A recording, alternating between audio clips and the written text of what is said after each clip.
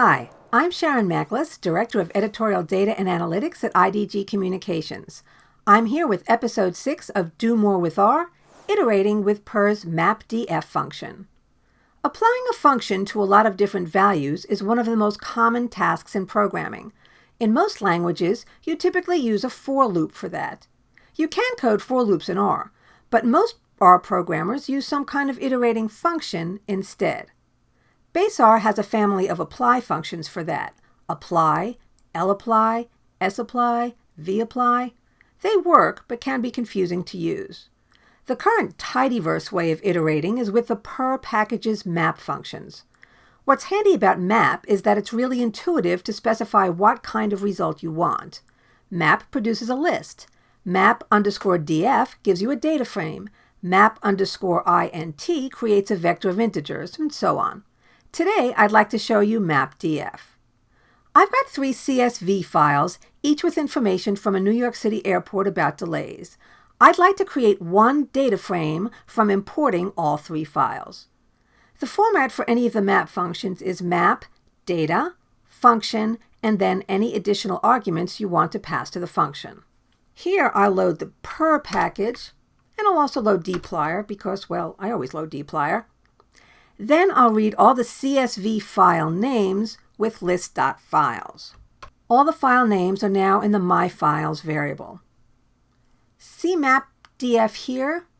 Myfiles is the data, read.csv is the function, and strings as factors equals false is the additional argument I'd like to pass. Let me run this code.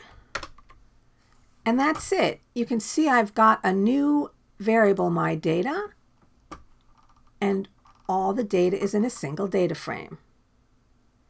This is a pretty simple example. For more complex operations, the map functions have a different formula format. Here's what the same thing looks like with a map formula syntax. Subtle difference.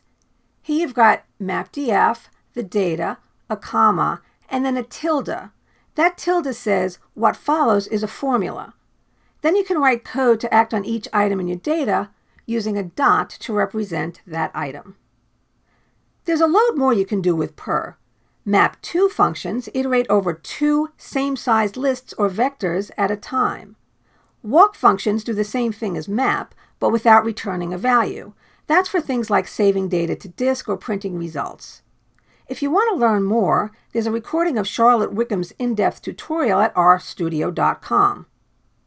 Use the search there to look for PER tutorial. And there it is, Happy R Users PER tutorial. The PER website is at per.tidyverse.org.